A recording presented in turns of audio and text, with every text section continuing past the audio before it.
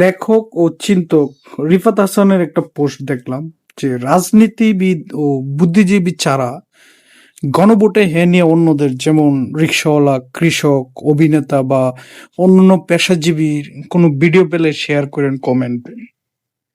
কিন্তু আসলে রাজনীতিক ও বুদ্ধিজীবী ছাড়া গণভোটে আসলে হ্যাঁ নিয়ে যারা প্রান্তিক শ্রেণী কিংবা যারা একটু সমাজের যেমন বেসরকারি চাকরিজীবী কিংবা কৃষক, অভিনেতা, অন্য পেশাজীবীদের আসলে কোনো রকম ওই ব্যক্তি বা গণভোটের প্রচারের পক্ষে কোনো প্রচারণা দেখি না।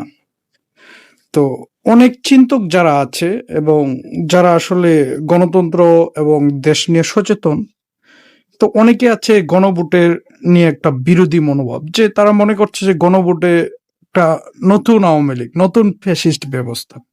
তো আমি একজনকে বললাম যে ভাই, গণভোট হলে তো মোটা দাগে কিছু কিছু পরিবর্তন হবে, যেমন সংবিধান পরিবর্তন করতে পারবে না, নির্বাচনকালীন সময়ে একটা অন্তর্বর্তীকালীন সরকার থাকবে এবং একই ব্যক্তি টানা 2 বার কিংবা 10 বছরের অধিক ক্ষমতায় থাকতে পারবে না, এবং রাষ্ট্রপতি ইচ্ছা করলেই কাউকে ক্ষমা করে দিতে পারবেন না।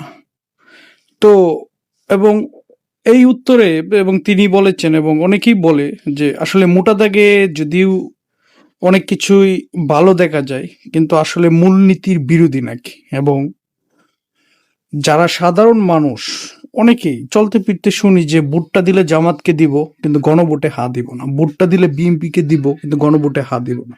তো ওই বিষয়টা আসলে গভীর চিন্তার বিষয়। তো সামনের দিনে বোঝা যাবে আসলে গণভোট জয়ী হবে কিংবা বিজয়ী হবে। আপনাদের মতামত কমেন্টে আশা করি।